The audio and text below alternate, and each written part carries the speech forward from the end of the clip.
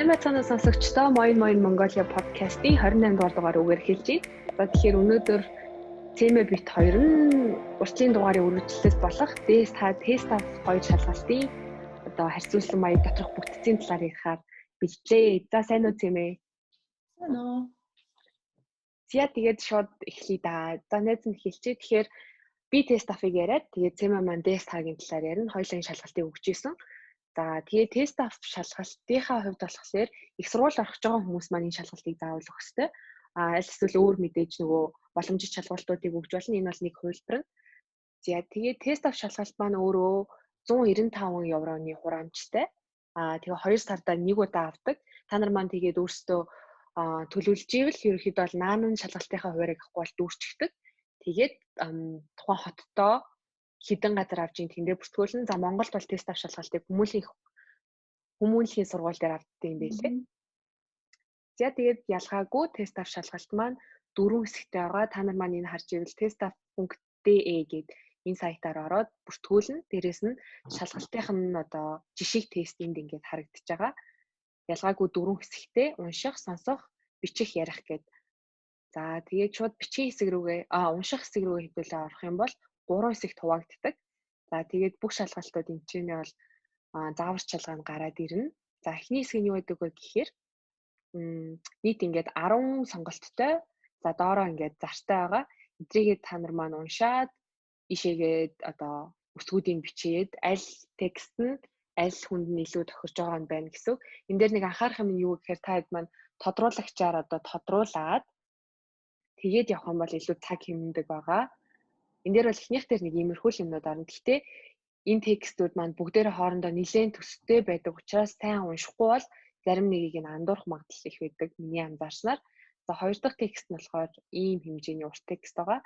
Тэгээ дээр нь болохоор унших цаг, бүглэх цаг гэдээ байгаа. Тэгэхээр цагаа сайн тооцох хэрэгтэй.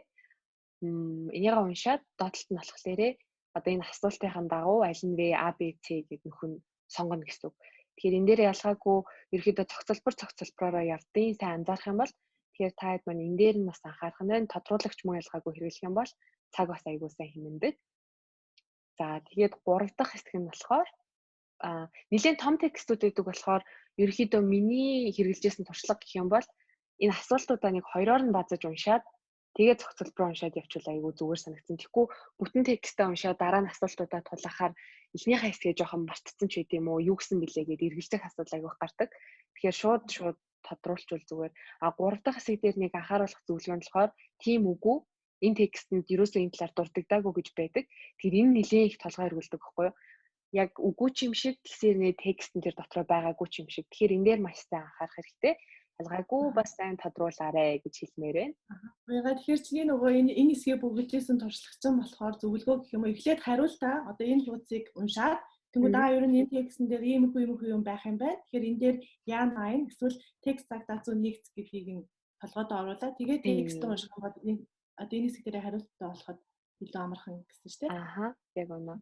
Ерөнхийдөө бол яг анзаарахаар бас манайхан шууд ингэдэг текстээ бүтнээр нь уншаад ямар хэм гарч ийн тэрийгээ бодчихийгээд тэгтэл нөгөө нэг яг асуултандаа тааруулсан юм би яг юуг нь олж ойлгох илүү хэрэгтэй лээ би юун дээр нь анхаарах хэрэгтэй лээ гэдгээ мартаад текстээ тэр чигээр нь авчдаг.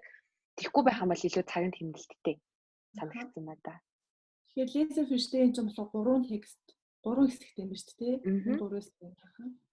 Тийм. За тэгээд ерөнхийдөө бол ингээд дуусчихна. Энийгээ хэрхэн яаж бүглэх талаар өмнөх дугаар дээр ерөнхийдөө бол би тэд ярьсан байгаа. Гэтэ та харуулаад хэлэхэд бол энэ дээрээ x-лээд бүгд ингэ бүглөөд явна. Тэгээд энийгээ яг зөв сайн бүглэх бол энэ дээр яг харж байгаачлан буруу бүглэх юм бол тэр автомат машин уншихгүй гэсэн. Бид нэр хүмүүс өөрсдөө шалгах уу нөгөө машин уншуулдаг болохоор яг зөв дугуулахгүй бол тэгээд тайран хийсэн юм нь хүчингүү тооцогдно л гэсэн үг байна. За эхний шалгалтыг л юм биш үү? Тийм яг үнэ. Тэгээ за энэ бүглийг хаагаад амархан юм чинь гээд манайхан бас тоохгүй орхихгүй нэг цагтаагаа уралдаад нэг бүглөөд үзэх юм бол бас зүгээр ах шууд шалгалтанд орж тулгамдчихснаас. За эхнийх нь за сонсгол болохоор энэ дээр бас анхаарах хэрэгтэй. Эхний хэсэг сонсгол бол 3 хэсэгтэй байгаа. Тэрний нэгтгэн болохоор 1 удаа сонсно. Тэгэхээр 1 удаа сонсох юм чинь энийг бүглэхгүй л өнгөрүүл тэгээл шанс байхгүй гэсэн үг. Энэ нь болохоор яг сонсохдоогоо зэрэгцээд энэ дээр бүглөөд явна гэсэн үг. Тэгээд зарим дээр болохоор энэ хараа 2 одоо гол хариултыг нь бичих ёстой. Тэнгүүд нэгийг сонсоод өнгөрөх юм бол оноогоо авахгүй л гэсэн үг. 2-ыг заавал бичихсэн бол 2-ыг л бичих хэрэгтэй. Тэгэхээр эхлээд энийгээ ингээ унших та нарт минутын хугацаа өгнө. Тэр хоорондоо би яг юуг бас сайн анхаарах хэрэгтэй байна гэдгийг тодруулагчаар тодруулаад тэгээ 2-ыг дурд гэсэн байл баг энэ дээр ингээд 2 цэг ингээд тавьчихдаг ч юм уу те. Би 2-ыг барьж авсангүй гэдээ өөртөө анхаарахад их зүгээр гэсэн үг. За нэгтгэх нь бол юм. Түр өмнүүдийн бичдэг юм уу эсвэл өгүүлбэр бичих гэсэн юм. Эхний дээр жишээ дээр болохоор өгүүлбэр бичсэн байна шүү дээ. Тийм яг үнэ. Өстө гоё асуулаа. Түлхүүр үг байж болно. Тийм. Энэ дээр бол ерөөхдөө Sie was eine Musiklehrerin гэсэн. Энэ дээр бол зүгээр Musiklehrerin гэсэн нөхцөлд л тооцогдно гэсэн үг. За тэгээд 2 дахь хэсэг нь болохоор энэ дээр хартаа бас нэгэн удаа сонсно. За тэгээд энэ болохоор шууд сонсохтойгоо зэрэгцээд үнэн үү худлаа юу гэдгээ бас чагтлаад явна гэсэн үг. Тэгээд эхлээд ялгаагүй бас энэ текстийг унших хугацаа та нарт өгөгдөнө. Тэгэхээр сайн уншаад би юуг сонсох хэрэгтэй вэ гэдгийг харах хэрэгтэй гэсэн үг шүү. Энэ бол гайгүй. За 3 дахь хэсэг энэ бол нэлээд хэцүү. Энийг 2 удаа сонсно. Тэгээд дээрэс нь энэ нөгөө нэг аудио нэлээд урттай дээ ерөөхдөө. Тэгэнгүүт энэ дээр бас ингээ 2-ыг дурдна л эсвэл яг асуултанд нь хариулна гэдэг байгаа. Энийг заавалчгүй бүтэн өгүүлбэрээр бичих хэрэгтэй. Нэг үг бичих юм бол тооцохгүй. Заавалчгүй ингэсэн ингээд уртаар бичих хэрэгтэй. Тэгээд нэг юм хоёлынгийн зөв чим шиг сонсцсон нөхцөл өгдөө ш. Тэгчвүү яаж ч энэ хоёрыг нэггээд тэгвэл за яхаа хоёлынгийн биччихээ аль нэг зөвөнд тооцогдно гэсэн юм байхгүй. Чи хоёрын бичсэн нэг нь зөв байгаад байдаг. Тэгээ хоёлынгийн л бичсэн байвал тэгэл онооч авахдагдахгүй гэсэн үг. Яг л нэгийг л барьж авч хэлэх хэрэгтэй. За тэгээ 2 гэд мэдээж дуртсан байвал 2-оогоо бичнэ. Тэгээ энэ дээр анхааруулах юм нь юу гэхээр та нарт болохоор энэ жишийг тестийг чинь ингээд зүгээр даалгаврын хуудас өгчин.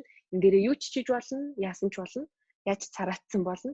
Дараа нь эдрийгээ хариулах юм нэг шиг хуудас угаасаа өгнө. Тэрэн дээрээ маш цэгцтэй цэвэрхэн бичнэ гэсэн.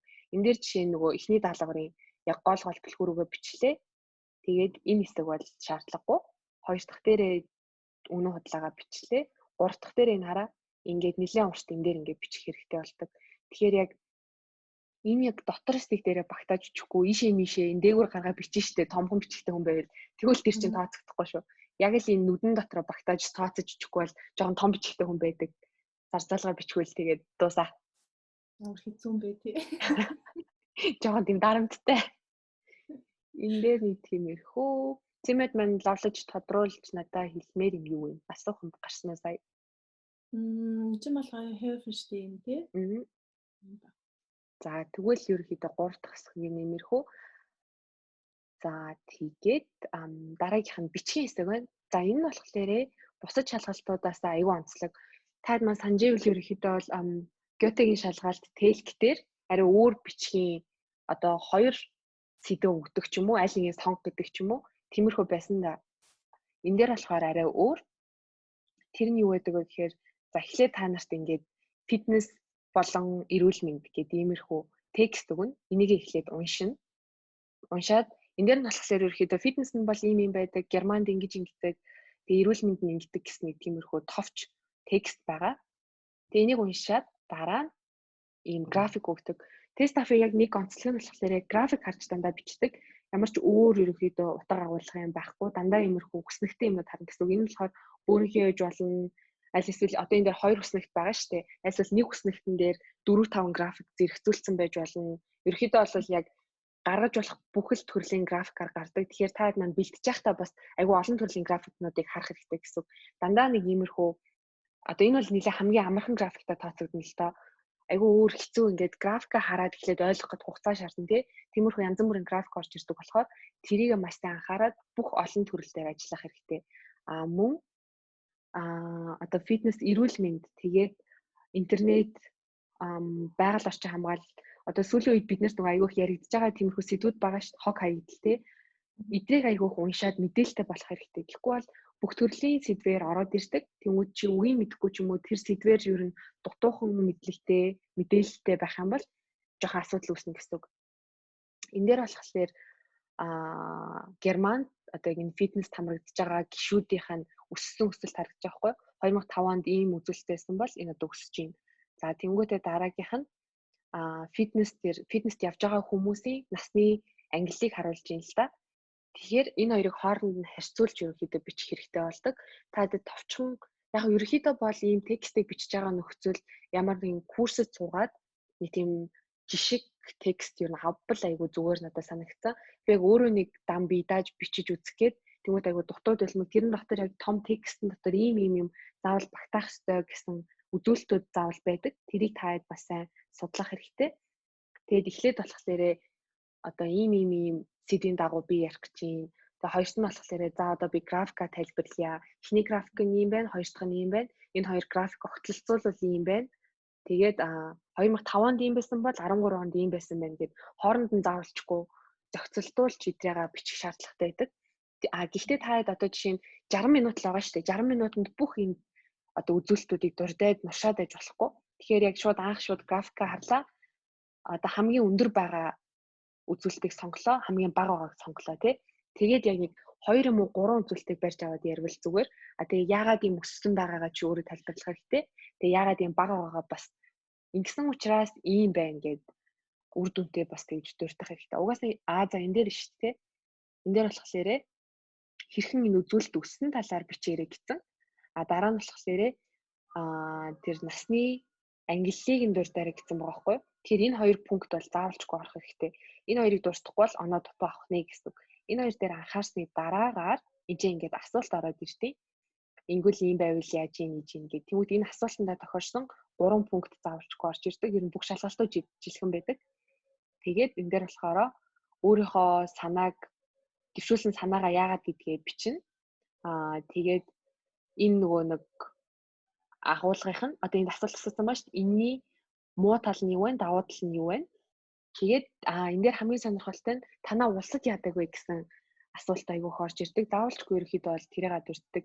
Нэг жишээ хэлэхэд юу байж гисэн?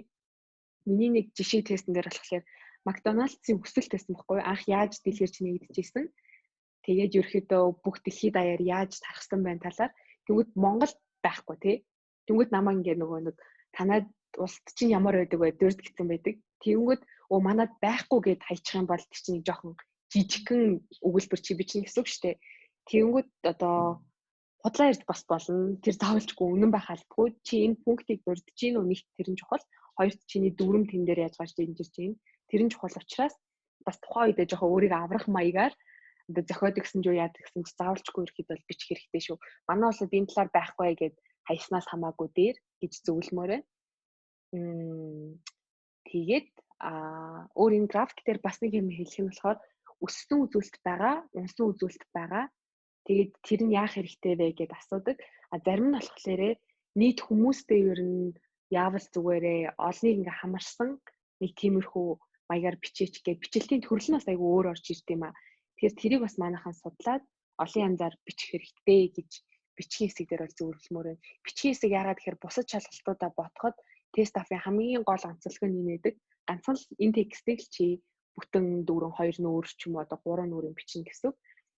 Тэгээд шалгалтын дээр чинь бас цаас нэмэлтээр өгнө. Тэгэхээр одоо цаас дутчлаа ч юм уу ингээ болчлоо гэсэн юм байхгүй бичмээр байвал тэр шалгагчаас асуугаад аваад ер нь бичиж болдог байгаа.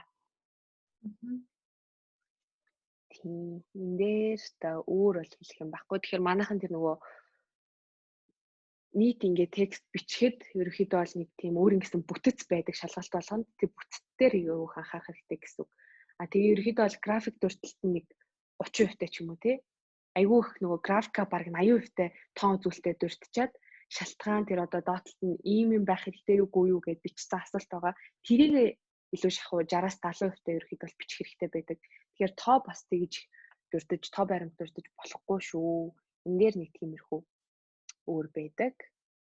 За тэгээд бас тест афын өөр нэг онцлог нь юу байдаг вэ гэхээр бас шалгалтууд дээр бол ийм шалгагч багштай ч юм уу оюутнууд хоорондоо ярьдаг штеп. Энэ шалгалтын дээр болохоор компьютертэй ярьдгаараа онцлог байгаа гэсэн. За тэгээд ярианы хэсэг маань бүр 7 задрна. 7 өөр параграф өөр утга агуулгатай байгаа. За тэгээд энэ дээрээс та нарын харж байгаачлан 30 секунд бэлдээд тэгээд 30 секунд ярина. 30 секунд юунтэй ярих вэ гэхээр компьютертэй ярина. Та нарт ингэж чихвч зөвлөгцөн. Чихвч рүүгээ л ганцаараа да гэж ярьсаар байгаа өнгөрнө гэсэн. За тэгээд тэр шалгалт нь яаж явдаг вэ гэхээр сигнал өгөөд Тэнгүүд ярьж эхэлнэ. Сигнал дахиад дугарлаа. Тэрнээс нэг 5 секундын дараа яриагаа дуусгасан байх хэрэгтэй гэсэн. Тэгэхээр таад маань болвол ерөөхдөө утсан дээрээ цаг сэрүүлэг тавиад ярьж үзэх нь айгүй зүгээр. Ялангуяа эхний хэсэг болохоор айгүй амархан ч юм уу те. Эхлээд ерөөхдөө эхний хэсэг нь юу гэдэг? Заалгаад би нэг курсэд бүртгүүлмээр байна. Гингүүд та нар маань одоо курс нь хэр удаан үргэлжлэх вэ? Хэдэн төгрөг би төлөх вэ? Тэгээд ямар бичвэрээр би авчиж хэвчтэй вэ ч юм уу. Ерөөхдөө бол 3 асуулт бэлдээд тэнгууд амархан гээд орхиж болохгүй заавал цагтаа уралдаж ярих учраас цагандаа анхаарах хэрэгтэй гэсэн үг. Нэгт хэсэг нь бол ингээд амархан, хоёр дахь хэсэг нь бол бас хоёр дахь хэсгийн онцлог нь юу гэдэг вэ гэхээр тухайн улсынхаа талаар ярьдیں۔ Чамд нэг хүн өөрийнхөө улсын талаар ярина. Тэгээд чи зөрүүлээд өөрийнхөө улсын онцлог тэр одоо энэ болохоор байгаль орчны асуудлын талаар өөрийнхөө улсын талаар яриач гэж байгаа байхгүй юу. Тэгэхээр заавалчгүй өөрийнхөө улсын талаар ярина. Тэгэхээр олон төрлийн мэдээлэлтэй авах хэрэгтэй. Хэрвээ чамд мэдээлэл байхгүй бол зохиож явах хэрэгтэй болно гэсэн. Энэ 1 минут бэлдэнэ, 1 минут ярина. За тэгээд энэний ярианы одоо хамгийн хэцүү хэсгүүд гэж байгаа. Тэнгүүтээ аль хэсгийг чи хэр сайн ярьснаас хамаарат онооч нь очдог байхгүй юу. Тэгэхээр 3 дугаар хэсэг ингээд чухал хэсэг орж эхэлж байгаа. 1-р хэсэг дээр бол та нарын бие халаалт болохоор тэрэн дээр оноо өгдөг юм билий. Би 1-р хэсэг дээр оноо өгдөг болов гэсэн тийм байхгүй. Энэ дээр болохоор түрүү ер нь энэ дээр анхааруулхад бичгээ сайн нүдцэн нөхцөл яриа ер нь л гараад ирнэ гэсэн. Хэдүүлээ түрүү бичгийн хэсэг дээр юу байсан штэ. График яаж тайлбарлах талаар харсан тий. Энэ дээр болохоор яг тэрнтэй чинь яг адилхан энэ графикийн үзүүлэлтийг ярьлаа, энэ графикийн үзүүлэлтийг ярьлаа, хооронд нь холбож ярьлаа. Тэнгүүд бичиг дээрээ болохоор би ингэж бодож байгаа болохоор ингэж бодож юм гээд аягүй бичижсэн тэр хэсэг нь байхгүй. Ганцхан график тайлбарлах хэсэг орж ирдэг. За тэнгүүд энэ дээр бас 1 минут бэлдэн 1 минут 30 секунд ярина. Тэгээ яагаад заавал ингэ цаг агаад байгаа гэхээр 1 минут яриад 30 секунд дугуй суучих юм бол болохгүй. Оноо чинь ер нь л тэгээ жоохон дутуу орно гэсэн үг. Тэгэхээр айгүй хурдан ярьдаг хүн байлаа гэхэд жоохон удаан сонгож ярьдаг ч юм уу. Би бас амар хурдан ярьдаг. Ингээ нөгөө сандрангуудаа бүр хурдан ярьдаг. Тэнгүүд айгүй хурдан цагаасаа хурдан дуусчаад байдаг. Тэнгүүд энийгээ яг наан л өөрөө бэлдээд би 1 минут 30 секундэд ярих хэрэгтэй гэдгийг жоохон бацах хэрэгтэй. Гэтэ багш нар яхав юу гэж зөвлөдөг гэхээр нэгэнд чи энд байгаа бүх тоо баримтыг дуртай дууссан бол яхав окей зүгээр. Хэрвээ дутуу дурсан байвал тэгээд гүцээгээд авах хэрэгтэй л гэсэн үг л. 3 дахь хэсэг нь ийм. За ярианы хэсэг бол нэлээд урт байгаа. Та тэр маань сайн сонсоорой. За 4 дахь хэсэг нь болохоор энэ болохоор айгүй чухал хэсэг. 3 минут бэлдээд 2 минут ярина. Энэ нь болохоор их сургууль дээр чинь багш нар нь ийм одоо санаа байна. Энэний давуу тал нь юу вэ? Сул тал нь юу вэ? Энэ хоёрыг ингээд ийм байгаа учраас давуу, ийм байгаа учраас сул гэд. Тэгээ чи өөрөө санал нийлж гин үү, нийлэхгүй байна уу гэдгийг заавал дуртах хэрэгтэй. Тэнгүүд энэ дээр анхаарах юм нь давуу сул талаа дуртчаад чи санал нийлж байгаа үгүйгээ хэлэхгүй бол оноо чинь тал орно. Тэгэхээр тэрийг заавал хэлэх хэрэгтэй. Тэнгүүд би санал нийлж гин гэдээ хаяхгүй. Ийм учраас би санал нийлэхгүй байна. Ийм учраас санал нийлж гин гэдгээ заавал бичнэ. Тэгээ яг энэ харагдаж байгаа шиг энэ цаас тэнгүүд энэ болон тохой та нар ханаж угааж бичиж болно. Энэ цаасыг зүгээр хураагаад хайчин. Зөвхөн чиний ярьсан аудио ч л цаана шалгагдах учраас энэ дээр яаж цараацсан юм болно. Ийм том цаас ингэж ирнэ. За тэгээд 5 дахь хэсэг нь болохоор энэ дээр нэр тэрийг хэлэх юм мартчих. Нэг нь болохоор чи найз нөхөдтэйгөө ярьж байгаа юм шиг одоо албан ёсныг ярихгүй гэсэн. Нөгөөх дээр болохоор заавалчгүй албан ёсныг ярина. Би тэгээд профессорудтайгаа ингээ хамаа намаагүй ярьдгүйтэй адилхан яг чиний тэр хэлний мэдлэгийг бас шалгах гэдэг байгаа байхгүй юу? Профессор байхад чи өөдөөс нь зий гэхгүй дүү гэж дуудчихвал буруутна гэсэн. Тэгэхээр энэ дээр заавалчгүй албан ёсны яриагаар ярина гэдгийг бас анхаарах хэрэгтэй. Одоо энэ дээр болохоор одоо цэмэ маань ч юм уу те надаас нэг юм тусламж хүсэж байгаа байхгүй юу? Би ингээд гадаад руу ажиллаар ингээд явбал гой санал байна. Аль эсвэл би энэний сургуулаа заавал төгсөх хэрэгтэй байна. Аль нь надад дээр вэ гэх. Тэнгүүд ийм гой боломж олдож байгаа дээр нь чи яваа. Тэгэх юм бол ийм давуу талтай штэ гэд. Тэнгүүд сургуулаа төгсвөл чамд ийм давуу тал үүснэ. Гэхдээ дахиж тэр боломж чинь үүсэхгүй ч юм уу те. Давуу сул талыг нь заавалчгүй ингээд жишиж яриад зөвлөгөөх хэрэгтэй. Энэ дээр бол найзтай гарч байгаа юм чинь дүү гэд яриад явчих болно гэсэн. Энэ дээр минут 30 секунд яригдана. За 6 дахь нь энэ айгүйх оноо авдаг одоо хэсэг гэсэн. Энэ дээр болохоор бас энэ график өгөгдөн. За тэгээд энэ графика харлаа. Асуулт энэ доор ингэж орж ирж байгаа. За энэ дээр болохоор өсөлтийн таг ярина. Урдлах өмнөх график дээр бол дан тоо баримт төртэй байсан шүү дээ. Энэ дээр болохоор яагаад энэ өсчвөө, яагаад энэ буурчваа гэдгийг чи өөрөө шалтгааныг гаргаж хэлнэ гэсэн үг. Тэрийг заавалчгүй дурдах ёстой. Тэгээд дараа нь энэ нь болохоор ирээдүйд өсөх үү, өсөхгүй юу? чи яг юу гэж бодож байна? Өсөх юм бол яагаад өснө гэж жоохон ирээдүйг дүгнж ярих хэрэгтэй болно гэсэн үг. Ирээдүйд энэ нь бол буурнаа тий. Хог хаягдал жишээ нь одоо пластик хог хаягдал шүү. Буурна яагаад гэхээр бид нэр одоо эко хэрэглээ төлхөө одоо сонирхож байгаа учраас гэдэг юм уу? Заавалчгүй бас тийм пунктууд дурдах хэвээр. Энэ дээр болохоор 2 минут ярина 3 минут бэлтэнэ. Тэгэхээр энэ дээр заавалчгүй ингээ 3 4 пункт таг бэлдээд тэдрэгээ заавалчгүй дурдна гэсэн үг. Тэгэхээр энэ дээр нэг энэ графикийн тоо баримттай зуралдаад байхгүй гэсэн үг. Хамгийн ихэнд шалтгааныг хэллээ, дараа нь дандаа өөрийнхөө бодлыг хэлээ юм гэсэн үг. Энэ дээр маш их оноо авдаг учраас анхаарах хэрэгтэй. За тэгээд хамгийн сүүлийн хэсэг энэ болохоор яг 5 дугаар даалгавартай төстэй гэсэн. 5 дугаар даалгавар дээр давуу сул талыг хэлжсэн бол энэ дээр давуу сул талыг ярихгүй зүгээр ингэх юм бол чи ингэх юм шүү гэж яг нэг талаа барьсаар байгаад ерөөхдөө явчих болно гэсэн. Өөрийнхөө санааг хэлээд тэгсээр байгаа дуусгах нь энэ 1 минут 30 секунд бэлдээд ингэж ярих нь байна. Тэгэхээр бэлдэх цагаа маш сайн тооцох нь байна. Тэгээд цаг тавьж наан бэлдэх нь байна. Сэдвүүдээ бас бүгдийг анхаарах нь байна. За ингээд тест дуусаа. Тэ гоё дэлгэрэнгүй тайлбарлалаа да. Тэгээ нөгөө яриада хүмүүс нөгөө юу яадаг гэсэн гээл яана би юу ярина гэдэг амар нэг тийм салгарддаг гэсэн сандардаг шүү дээ. Тэнгүүд цагаангаа ингээ бүгднгээ сайхан хэлээд өгсөн. Тэнгүүд одоо энэ яг эхний одоо би яаж жоохон дэшэн явуул да. Хэдвэр даалгавар авах вэ? Нөгөө хэдэн жишээ явах. За одоо энэ дээр жишээ нь одоо энэ 6 дахь даалгавар дээр жишээ нь яана би юу ярина гэл ингээл салгардаал тийх юусоо шаардлага байхгүй. Одоо энэ тодруулсан хэсгүүд ааш та нэнэнзи мөглишэг гүйндэ биоди дагштэлтийн триклэн гээд яг энэчээ байгаа пунктүүдээ бүгднийг хилээд дурдаал ярихад хангалттай. Нэг оноо. Тэгэхээр ингээд сая хэдүүлээ хааш ингээд даалгавар болгонд яг бас ингээд тодруулсан хэсгүүд байгаа шүү дээ. Тэрийг яг ингээд би энэ поинтыг хийсэн үү хийсэн. За тэгвэл дараагийнхан ингээд энд дурдгдсан бүх зүйлийг дурдах хэрэгтэй. Тэгэх юм бол зөв ярьсан байвал бүтэн оноогоо авдаг.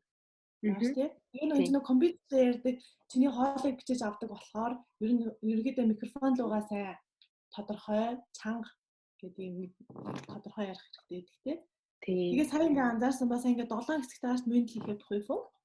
Тэгмүүд манай багш нар хэлдэг байсан. Эхнийхээ нь ингээд амархан ерөнхийдөө амархнаас ингээ хүн рүүгээ ингээ жигсэж явж агаад 7 дугаар даалгавар нь болохоор хүн болчдөг гээд тэгэл ерөнхийдөө амархнаас ингээ явсаар агаад хамгийн сүүлийн даалгавар дээр арай нэг жоохон хүүгээ нэг тайвширдаг нэг тиймэрхүү тактиктэй байд юм билээ. Тэгээд хүндрэх тусмаа мэдээж оноо нэгсээд хөнгөрөх тусмаа оноо нь багасж байгаа. Тэгээд энэ нь болохоор зөвхөн ам шалгалтын дээр ч бусад бүх юм дээр тэгээ сайн ингээд лезер фиштэй ингээд ахаа 3 хэсэгтэйсэн шүү дээ.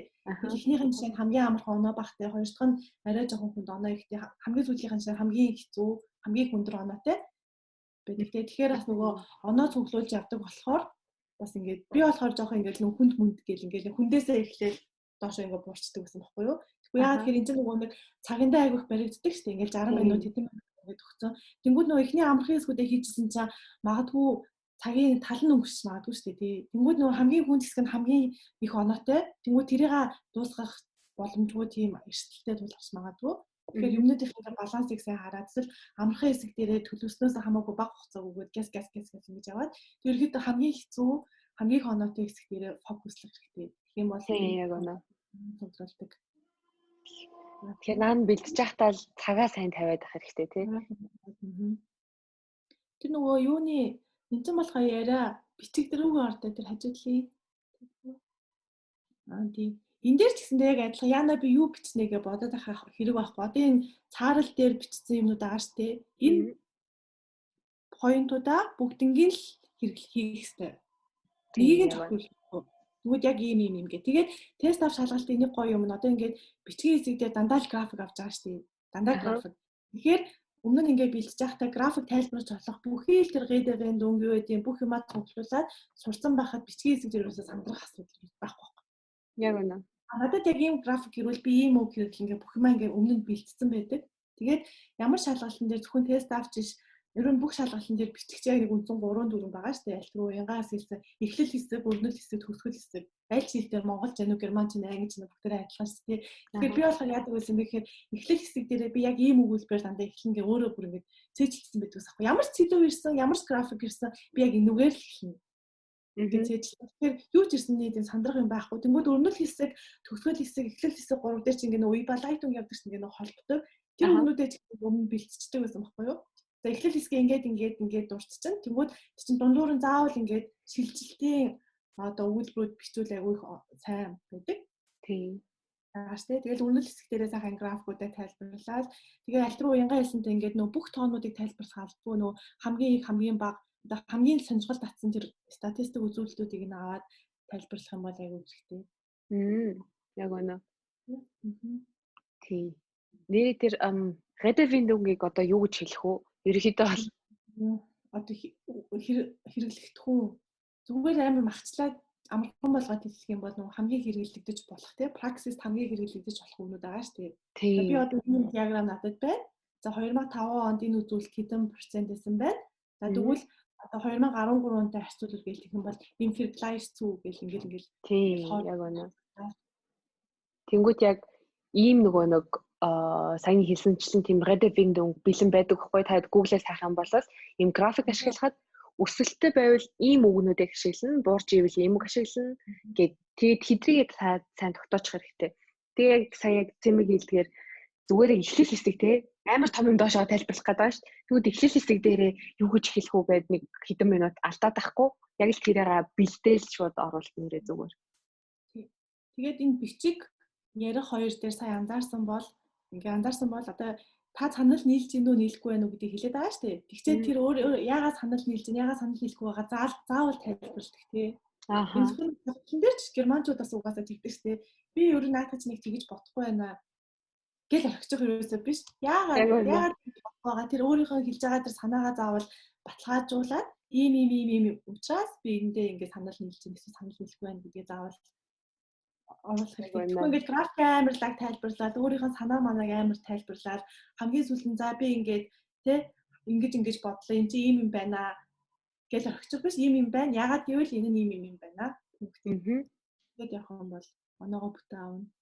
Тийм яг үнэ. Аргумент сайн гаргах хэрэгтэй. Аргумент сайн гаргаа. Тэгээ дандаа нөгөө про контра хоёроо бичих хэрэгтэй тий. Тэгэхээр ерөөхдөө нэг юмэрхүү байна. За нэг тест заавал оруулдаг тий. Тийм заавал оруулна. Тэрэн дээр бас бэлдээл. Угаасаа амархан дөө. Амархан ч явах гайгүй тий. Амархан гэлчихлээ. Ерөөхдөө угаасаа та хэдэд маа нөгөө бэлдэх цаг угаасаа өгөгдөн. Тэнгүүд сайхан цаасаа хувааж агаал давуу сул талаа бичлээ. Тэнгүүд тэр доор энэ байгаа шүү дээ. Энэ бас айгүй чухал шүү. Энийг уншиж ойлгонгуудаа эндээд харуулсан аргументуудаа ингээ гаргаад тэгэл ерөөхдөө бол бүгд ингээ базаал бичнэ гэсэн үг тий. Тийм. Тэгээ энэ дээр нэрийг хэлгээд тест афн заавалчгүй 16 оноо байж тэмцдэг байгаа. Тэнгүүд одоо сонсгол дээрээ 5 оноо аваад тэгээ бусдын дээрээ 4 3 ч юм уу. Угаасаа хамгийн дээдлийн оноо 5 байдیں۔ Нийт 20 оноо авах хэрэгтэй гэсэн үг.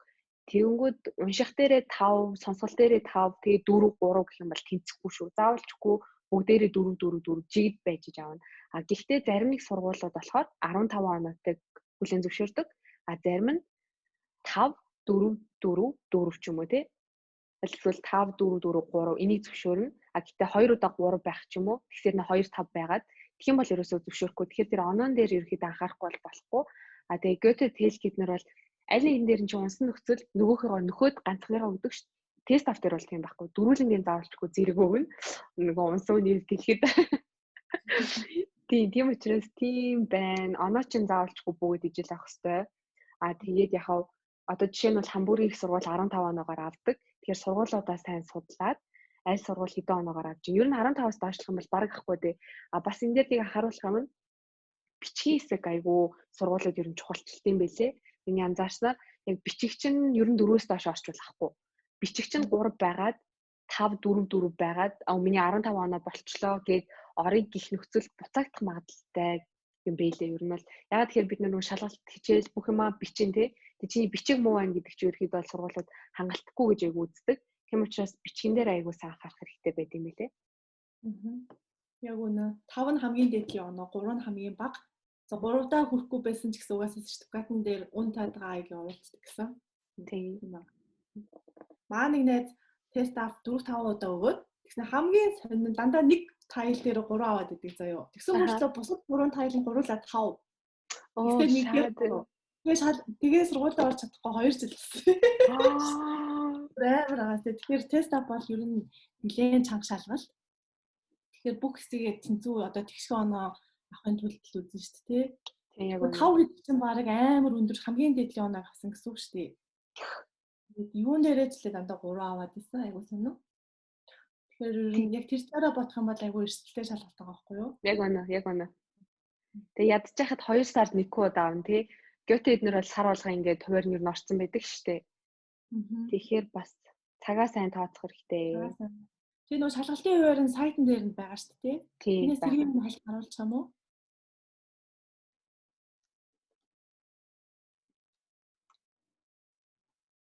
Хүмүүс асуугаад идэх штэ хизээ гэдэг. Яаж шалгалтын хуваар энэ харахыг нь үзүүлчихвэл бас хэрэгтэй байх.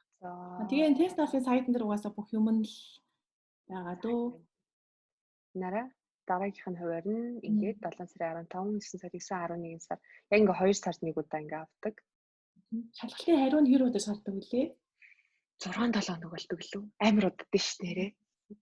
Тэгээ нөгөө наа зоохон байхгүй. Одоо нөгөө apply хийх хугацаа гэдээ байгаа штэ гадаад оюутнуудын. Тэнгүүд яг тэр хугацаанд багтаж шалгалтын хариугаа авахгүй байхад тэрний асуудал болдгоо юм билээ. Яа тэгэхээр нөгөө тест авахаас нэм бичиг өгч юм билээ штэ. Энэ үгээр тэдэн сарын шалгалт өгсөн хариу нь тэдэнд гарнаа гэд. Тэнгүүдээ дараа нь хэрвээ шалгалтандаа тэнцсэн байх юм бол тэр сертификатаа дараа нь сургууль руугаа явуулчих бас болд юм билээ. Тийм яг үнэ. Би яг тэгжээстэй штэ. Яг нөгөө нэг материал явуулах хугацаанаас дараа нь миний хариу гарах гад болтгоо. Тэгээ бүгдийг нь явуулаад нөгөө шалгагч хүмүүстэй хэлээд тэгээ бичгээ угаасаа өгөөд тэнгууд окей яг хичээл орохоос өмнө л би тэр материалаа өгчжүүл болно гэсэн. Тэгээ нөгөө тест афи өөрийнх нь өөрсдөө гаргадаг нэг юм бэлдэх номнууд гэдэг шүү дээ, тий? Тийм мэдээ. Тэгээ тэр номноос бэлдэх юм бол амар хэрэгтэй санагцсан. Би болохоор дандаа тэр номон дээр бэлддэг гэсэн баггүй.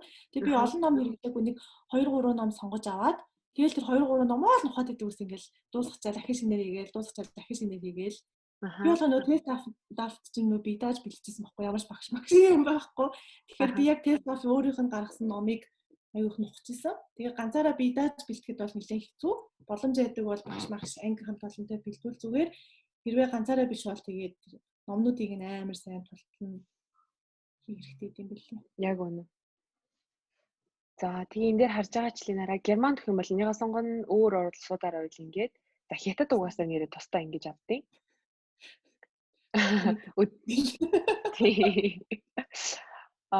Тэгээ та нартаас нэрээ анхааруулж хэлгээд 7 сарын 15-нд авна гэсэн бол энэ дараа наан нь 5 сарын 20-оос эхлээд 6 сарын 17 ингээ хаагдчихна. Тэгэхээр энийг бүр маш сайн анхаараарай. 7 сард юм чи ингээд 6 сард бүртгүүлчихгээд алгуурхлаад явж идэг. Бүртгэл нэг бол дуусчихна. Нэг бол за бүртгэл энэ хугацаа дуусгаас юм ерөн суудал чинь дүүрнэ. Суудлаас дүүрээ суудал болохгүй гэсэн асуудлаас гардаг байлгүй тий? Гарна. Тэр өстө асуудалтай шүү. Тийм хаа. Тэгвэл тэрэн дээрээ сайн хаа. Ер нь хамгийн эртэл яах тусмаа сайн юм ш тий? Тий. Одоо энэ дээр ингээд энэ би нөгөө 6 жилийн өмнө өгчээсэн болохоор бүртгэл марцчихсан байлаа. 6 сар ингээд за ингээд тачи. За тэгэнгүүт ингээ гараад ирнэ. Squatter Platz гээд анмал. Энэ үстэй анмэлдэн пресс апгил авах юм гээд. Яг үнэ. Алидэ ингээд дууссан. Тэнгүүт дараагийнх нь энэ дээр одоо орж ирэхээр байгаа байхгүй юу? Тэндээ доошоо дартаад суман дээр нь. Танд. Тэгж байгаа орж ирэх бах төө. Тийх бах. Тэгээ та энэ хараа цаасаар гээд ингээд өөртөө энэ нэрээ дижиталаар авна. Намайг яг өхийн өмнө би бол цаасаар өгч ирсэн шүү дээ. Миний нэлийн дараагаас ерөнхийдөө бол дижиталаар авна, онлайнаар авна гэж яригдчихсэн. Одоо ямар л юм би мэдэхгүй вэ. Коронавирус хамаарлаа эсвэл ерөнхийдөө юу? Ерөнхийдөө онлайнаар болно гэж яригдчихсэн. За нэг иймэрхүү байна да. Тэгээ та дүүр асуух юм байх юм бол Moin Mongolia podcast-ийн Facebook page руу эсвэл Instagram руу хандаад бичээрэй. Би тэгээд дэлгэрэнгүй сайхан хэлээд өгнө. За одоо дэсхаа ярьцгаая. Дэсхаа дээр ер нь бол нэлээд товчхон танилцуулаад явах. За ДСХ гэдэг 3 үсэг байна шүү дээ. ДСХ. Тэг ямар утгатай вэ гэхээр Deutsche Sprachprüfung für Hochschulzugang гэж байгаа байхгүй юу? Тэгэхээр угаасаа нэрнээс нь л ойлгомжтой яг нэг ихтэй сургууль ороход зориулагдсан шалгалт. Тэгээд ерөнхийдөө хэдэн жилийн өмнө ер нь одоо Германы ихтэй сургууль TestDaF ДСХ 2-ыг авдаг гэсэн байхгүй юу? Диплом сертификацийн 2 тийм. Энийг л авдаг байж байгаа. Тэгээ өнгөрсөн жилээс эхлээд илүү тэлк авдаг болсон байсан шүү дээ тий. Тэгэхээр ерөнхийдөө ДСХ тест 2 бол хамгийн түгээмэл авагддаг шалгалт. Тэгээ хамгийн их хүмүүс өгдөг шалгалт гэсэн үг байхгүй юу. Тэгэхээр яг нөгөө ихтэй сургууль орохдоо эдгээр шалгалтуудыг өгсөн байх хэрэгтэй байдаг. Тэгээд тэрний нэг нь ДСХ шалгалт байгаа. Тэгээ ДСХ шалгалт нь болохоор ийм 3 төвшөнтэй. ДСХ 1 2 3 гэж байгаа. За ДСХ 1 нь болохоор хамгийн бага нь гэсэн үг. 2 нь болохоор ерөнхийдөө ихтэй сургуульд ороход шаардлагатай хэлний төвшин. ДСХ 2-тай байхад бол аль сургууль орчин. За ДСХ 3 бол хамгийн дээдлийн түвшний шалгалт байгаа байхгүй. Тэгээд процентоор нь бодох юм бол ингээд ДСХ 1 нь болохоор 57% байт юм байна л да. Тэгээд ДСХ 1-тэй бол сургуульд нэг орох шанс бол нэг байхгүй. А гэхдээ нөгөө мэрэгжлээс шалтгаалаад өөр юм байлээ. Илүү нөгөө зураг төсөлтэй ажилладаг мэрэгжил байх юм бол ДСХ 1-ийг хүлээн зөвшөөрдөг, авчдаг. Үгүй бол үгүй. Тэгээд ДСХ 2 нь болохоор 67% доотлон авч ДСХ 2 төвшингээ авдаг. Тэгээд ихэнх сургууль ДСХ 2 авдаг. ДСХ 2 нь ерөнхийдөө B2-ийн 2-оос C1 гэж төвшин юм байлээ. За ДСХ 3 нь болохоор яг та ярилтгүй C1-ийн төвшинтэй байна гэсэн төвшин. Тэгээд хамгийн өндөр төвшинтэй ДСХ 3-т бол хөсөн газараа хөсөн мэргэжлээр ерөнхийдөө орох боломжтой. За ДСХ шалгалт нь 5 хэсэгтэй. Одоо ихэнх шалгалтууд чинь дандаа 4 хэсэгтэй байгаа штэ. Унших, бичих, ярих, сонсох гэдэг юм үндсэн 4 хэсэгтэй. ДСХ шалгалт нь болохоор энэ 4 дээрээ нэмэгдээд Wissenschaftliche Struktur гэдэг юм тусдаа нэг хэсэгтэй байхгүй юу? Тэгвэл бусад шалгалтаа бодох юм бол нэг хэсгээр илүү нэг хэсгээр илүү байдаг. За тэгээ энэ дээр гараад ирсэн байна шүү дээ. За энэ шалгалтын нийт болохоор за нэг 4 цаг орчим үргэлжилдэг шалгалт байгаа. За одоо хэдүүл ингэж жишээ шалгалтыг харъя л та.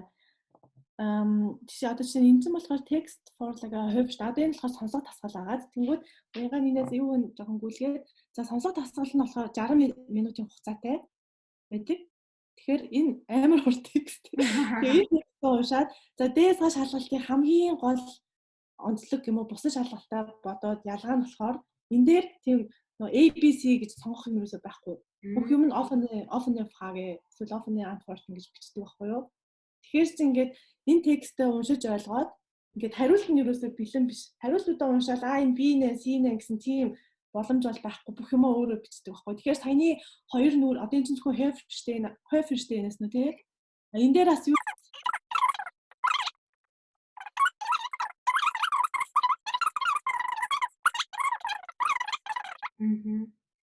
Йоо ямар хэцүү. Хэцүү. Энэ дээр болохоор сонгох одоо choice байхгүй. Бүх юм өөрөө бичдэг болохоор бусад шалгалтыг бодвол илүү нөгөө нэг бичих чадвар тий грамматик гэдрийг шалгадаг юмс байгаа. Тэгээд энэ сонсох хэсэг нь болохоор 60 минутын хугацаатай байгаа. Тэгээд нийт шалгалтынхаа 20%-ийг агуулдаг гэсэн. Энэ чинь 5 хэсэгтэй байгаа шүү дээ. Тэгэхээр 5 хэсэг нь тусдаа 22% гэсэн үг. Тэгэж явдаг. За сонсгол нь ерөнхийдөө нэг иймэрхүү. За Leseverstehen болохоор ойлгомжтой. Текст уншина. Тэнээс доош явал та. Текст нь бас нэлээд уншдаг байдаг хаа. Тэгээ харуул амир шигүү бичсэн. Тэгээ тэгэнгүүт дахиад ингээд нээлттэй асуулттай. Тэгэнгүүт энэ асуултуудад өөрөө хариулна. Тэгээ хариулахдаа ингээд нөгөө тексттэйгээ холбоотой хариулж байгаа. Тэгэнгүүт жишээ нь 2 дугаар асуултан дээр жишээ нь begründen Sie Ihre Antwort гэж байгаас тий. Тэгэхээр бас нөгөө яагаад гэдгээ тайлбарлана. Би тэгсний энэ дээр амир заа. Би тийм ганцхан Austin Lesen текст. Тэнгүүд хараа энэ дээр ингээд бүтэн үйлбэр хариулна. Ерөөсөө түлхүүр өгнүүд бичнэ гэсэн асуулт юм байхгүй. Тэгээ хэдүүлээ нөгөө текстэн дээр ингээд юм уншиж байгаа шүү дээ. Тэнгүүд энэ асуултууд чинь тэр тексттэйгээ холбоотой байгаа шүү дээ. Тэгэхээр текстнээсээ шууд энэ дээр ингээд бас асуултуудаа хариултуудыг хуулаад тавьчих болохгүй. Тэрэн дээрээс тийш таваас тэмлээсээ текст цитион гэж байгаа. Тэгэхээр ерөөсөө нэг одоо өгүүлбэр байлаа гэхэд тэр текстнээс нэг өгүүлбэр хуулаад хариултыг нь олоод бичнэ гэсэн асуулт байхгүй. Тэр өгүүлбэр хариултаа заавал өөрөө өмш гайд нь буюу тойлж ингэж бичих гэсэн. Утгыг наалдуулахгүй 4% өгүүлбэр 100 үгний хувьд ингэж сольж бичих гэсэн байхгүй. Яа. Тэр ерөнхийдөө нэлээд тийм бас чанга шалгалт байгаа. Цаараа ингэ зөндөө олон асуулттай. Тэгээд ингэ асуултууд дээр хариулт явуулж байгаа. За энэ хэсэг болохоор нөгөө Wissenschaftliche Struktur гэдэг нөгөө бусад шалгалтуудад байдгүй хэсэг гэдэг байгаа шүү дээ. Энэ дээр болохоор яадаг вэ гэхээр одоо ингэ харж байгаа тодруулсан хэсгүүд нь болохоор нэг өгүүлбэр байгаа. Тэнгүүд бид нар энэ өгүүлбэрийг өөрчилж бичих хэрэгтэй байдаг байхгүй юу? Одоо нөгөө нэг номинализируун гэдэг л байдаг шүү дээ. Одоо нэг үйл үг байлаа гэхэд бид нар одоо энэ өгүүлбэрүүдийг нэг ингээ монголоор тайлбарлахад амар хэцүү. Яагаад гэхээр монгол нөгөө дүрмээр тийм байдаг байхгүй юу? Англи дээр ч гэсэн бараг байхгүй л ах. Энэ болохоор ингээд за ямар ч нэг өгүүлбэр аваад тэнгүүдээ тэр өгүүлбэрээ утгыг өөрчлөхгүйгээр үйл үг, нэр үг, өгүүлбэрийн бүтцийг нь өөрчлөөд өөр өгүүлбэр болгож өгнө гэсэн.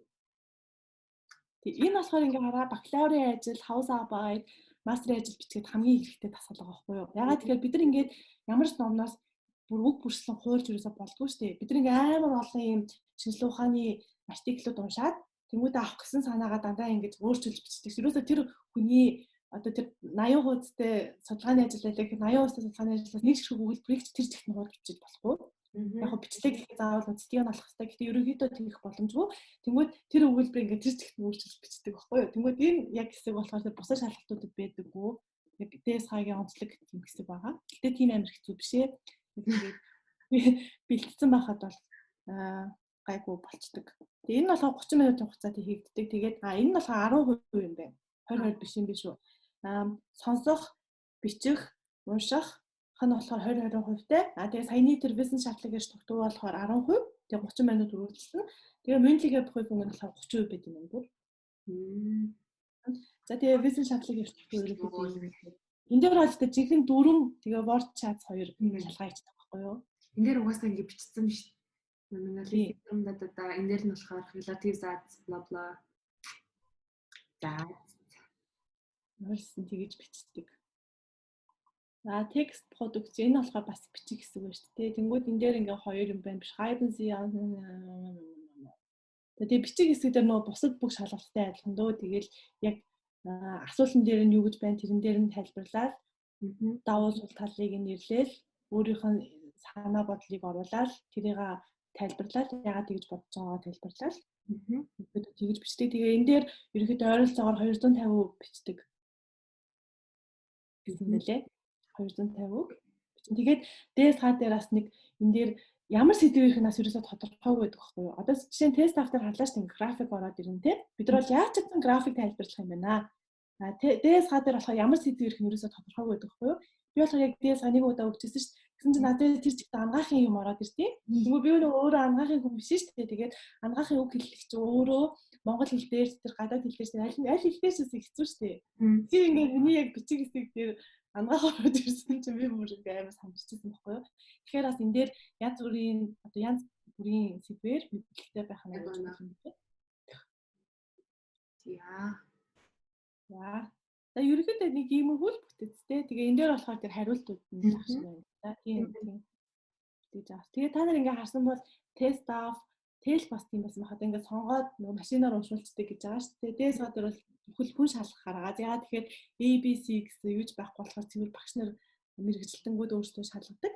Тэгээд бичиг дээр жишээ нь ер нь аль шалгалтын дээр байсан гэсэн нөгөө богинохон, хэлбэрхэн, ойлгоход амархан өгүүлбэрүүд бичүүл сайн. Гэтэ мэдээж нөгөө амар хамгийн амархан өгүүлбэр бичихгүй шүү дээ. Гэтэ ерөнхийдөө ингээд хэцүүгийн төвчнөр бол юм дундаж бичих хэрэгтэй. Тэгэхгүй хүмүүс нөгөө ингээд амар лаг юм бичгээд тэгээд нөгөө нэрбэн заа 2-3 нэрбэн заа оруулаад тэр нөгөө уншиж байгаа хүнд жишээ шалгахад амар хэцүү, уншихад амар хэцүү байдаг. Тэгэхээр бичгийн хэсэг дээр аюу тийм богинохон ойлгомжтой ерөнхийдөө тийм хэрэгтэй байдаг. Нэрээ тэр тийм шүү. Би яг тэгжсэн. Нөгөө нэг 3-4 небен зац ингээ оруулаад ирэх юм бол айгу том өгүүлбэр нөгөө лаг харагдана гэж бодоод тэг нөгөө өөрөө амгандаа ойлгоод ингээл таслал аваад бичээд байгаа шүү дээ. Тэгээ яг дараа нь уншуулсан чи ойлгодгүй нөгөө уншиж байгаа хүн маань тэг за болохгүй юм байна. Болохгүй фейлт юм байна гэдээ яг тэгжсэн. Бид нар ингээл өгүүлбэр ингээл таасан дээр бичдэг шүү дээ. Тэгээ зөв миний яг баримтлагдаг байсан зарчим болохоор ингээд өгүүлбэр хамгийн ихтэй 2 мөр уртна. Хамгийн ихтэй 3-4 мөр бол болохгүй. Яг ингээл хамгийн ихтэй 2 мөр эсвэл 1 мөр хагас ч юм уу те. Тэгэж бичих юм бол аюу те байдаг. Тэгээ ерөнхийдөө ДСХ шалгалт цаг онцлог нь ингээл ойлгомжтой болчихлоо шүү дээ. Бусад шалгалтайгаа бод бүх юм өөрөө бичнэ. Бүх юм өөрөө бичнэ. Тэгээд ихэнх хэсгүүд нь 60 минутын хугацаатай. Тэгээ саяны бизнес шалгалтын структур ерөнхийдөө 30 минутын хугацаатай. Тийм тэгэхээр ч бас аюу их төвлөрөл шаардна. Тэгээ бүх юм өөртөө бичдэг болохоор бас нөгөө цэвэрхэн гоё бичих. Гоё бичгэн цаашаа цэвэрхэн гаргастай бичих. Тэр аюу сайн анхаарах бол тэгээ бичсэн мэт чинь шалгаж уншиж чадахгүй тэгээд аюу харамсалтай шүү дээ. Тийм. Тэгээд интернетэд угаасаа ДСХ мустера бүхэфон гэхээр амар олон жишээ юмнууд гараад ирдэг. Тэгээ би болохоор өөрөө болохоор ДСХ 2020 гэдэг амар нэмхэн ном байсан. Тэрийг бэлддэг байсан. Тэгээд тест автаа бэлдэж байгаатай адилхан би зөвхөн 1-2 ном сонгож аваад Тэргээл ингээл бодсон. Өөрөө юусоо ихгүй. Тэгээд байхад бол аль алин дээр тэмцээ гарч исэн. Тэгэхээр олон юм яг олон юмыг өөрийнхөө онцлогоо шалтгаалах байх л та. Тэгэхээр энэ чинь нэг шалгалтын нэг бүтэц гэж юм байгаа шүү дээ. Тэрийг ойлгоход нэг юмаа давтаж ихэд бол ерөөс асуудал байдаггүй. Тэгвэл зарим хүмүүс нь амар үнтэй ном олон ном авчаал нэгнийхээ ард гарсан ч юм байхгүй, дараагийнх нь хийгээл гэжтэй тийх юм нэг шаардлагагүй гэж бодож байгаа. Тэгээд энэ дээр болохоор ярианы хэсэг байгаа шүү дээ. Хүнтэй ярина. Гоё юм нь. Яг хүнтэй ярьдаг. Тэгээд ингээд А4-ийн цаасаар нэг нүур юм уу, хоёр нүур юм бүхэл бүтэн текст авчдаг байхгүй юу? Тэгээд тэр текстээ аваад өөрөө тэр 10 минут уншина. Тэгээд тэднэр асуулт бас нэг хоёр асуулт байдаг баха. Асуулт байгаа. Тэгээд ямар ч айгүй бас юм урт текст байдаг. Тэгээд тэр текстээ уншаад асуултаа асуучаад ер нь тэгээд текстээ уншаад асуултаа бодоод ингээл байж 10 минут өнгөрчдөг. Тэгээ очиод суугаад нэг юм уу хоёр шалгахтай, их нь ихвчлэн хоёр шалгахтай. Нэг нь болохоор протокол хөтөлж идэг, нөгөөх нь болохоор төлөв юм гэж идэг. Тэгээ эхний хэсэг дээр болохоор эхлээд би уншсан текстээ ярьж өгнө. За би нэг ийм текст уншлаа. Энэ нь ийм утга агуулгатай байсан. Зүгээр яг тэр текстэн дээр юу гарч байгаагаа л уншиж ярина гэсэн үг. Тэрс өөрийнхөө бодол модлыг хэлэхгүй. За тэгээд тэрийгээ ярьчаад дахиад нэг хоёр асуулттай гэж гисэн шүү дээ. Тэнгүүдээ асуултанд ингээ хариулж байгаа байхгүй юу? Тэгээ мэдээж асуултанд хариулж байгаа юм чи яагаад гэдгээс хэлээд өөрийнхөө бодлыг бас хэлдэг. Тэнгүүд тэр нөө харилцаж хүнтэй ярьж байгаа шүү дээ. Тэнгүүд тэр хүн нь бас янз бүрийн асуулт асууж гинт ингээд чи энийг өгөөж бодож чи энийг ингэх юм уу гэдэг юм өрчилж бэлтгэхэд боломжгүй тийм асуултууд бас ороод ирд юм билээ. Тэгээд mündliche Prüfung ерөнхийдөө 30% нийт шалгалтын 100% онооны 30% эзэлдэг гэсэн үг. Аха. Энэ дээрээс юм нэмж асуу. Би нэг юм сонсч ирсэн. Одоо яг саяны гарсан хэсгүүд байгаа шүү PDF файл.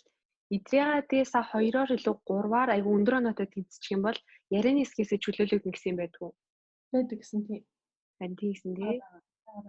Эдрээс 3-т бол угаасаа чи ийм одоо тий офн асуултуудыг ингээ хариулж байгаа юм угаасаа яриа хамаагүй шүү дээ. Тэгээ эдрээс 2 2-3 ихний ингийн нэрээ хэлхээ мартчих. Mündliche Prüfungтэй яаж орох вэ гэхээр өмнө бусад хэсэг дээрээ тэнцгийн бол ордог байхгүй юу? Тэнцэж чадахгүй бол оруулдаггүй. Одоо жишээ ингээ ихний хэсгүүд нь хүндээс нэг буюу B1-ийн түвшинтэй л гарч ирээд их юм бол Mündliche Prüfungд орохгүй.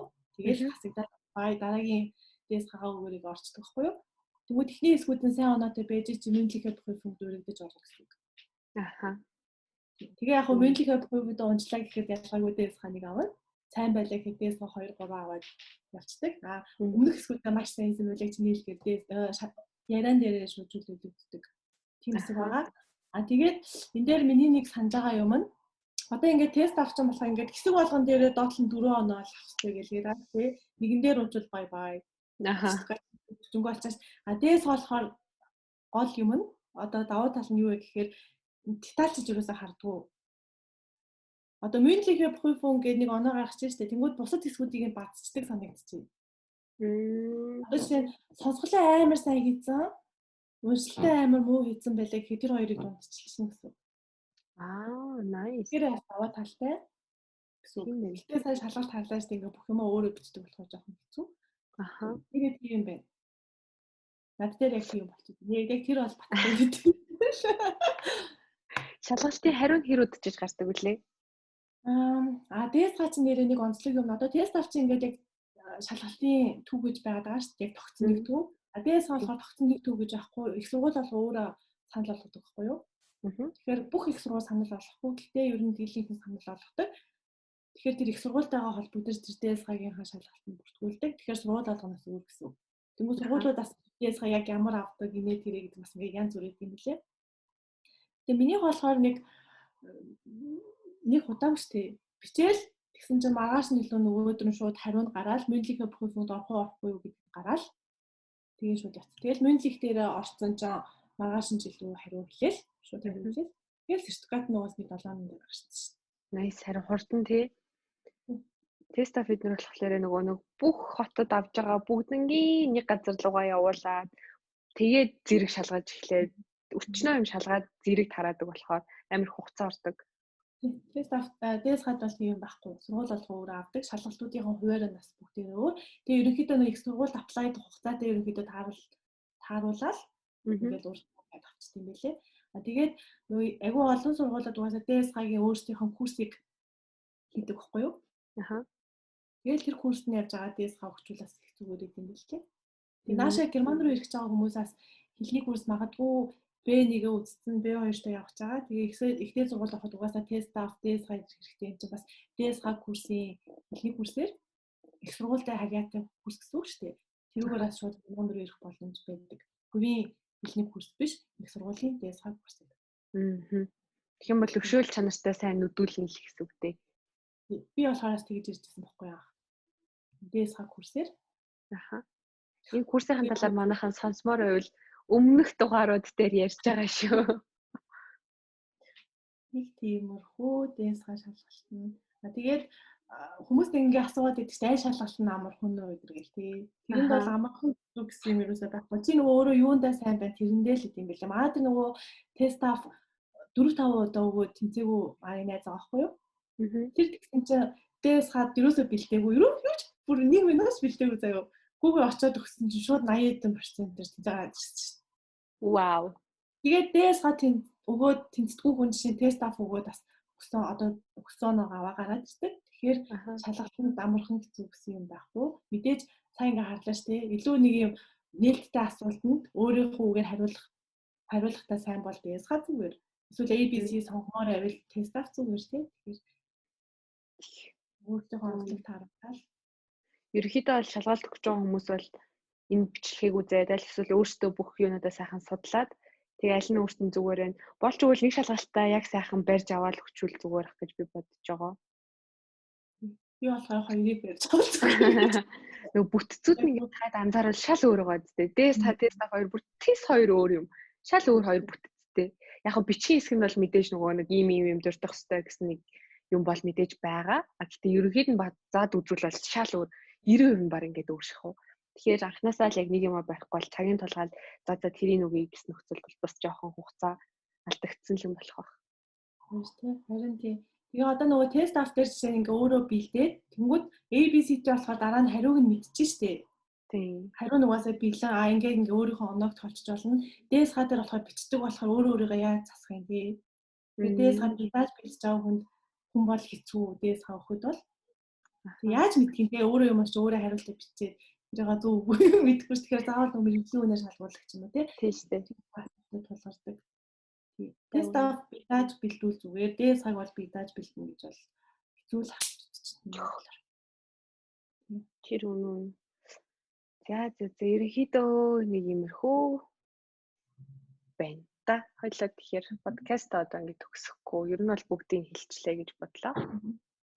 Тэгээ Германы ихтэй сургуульд орох шаардлагатай 4 шалгалтыг дөрүүлэн нэрчлээ шүү дээ. Өмнөх дугаар дээр 2, таны дугаар дээр 2-ыг нэрсэн. Тэгэхээр аюу хэрэгтэй ах уу? Хэрэгтэй дугаар болсон юм. Тийм. Манайх их асуудаг шүү дээ. Сайн өөрсдөө үзээрэй. За тэгэхээр яг их үг гэдэг шүү.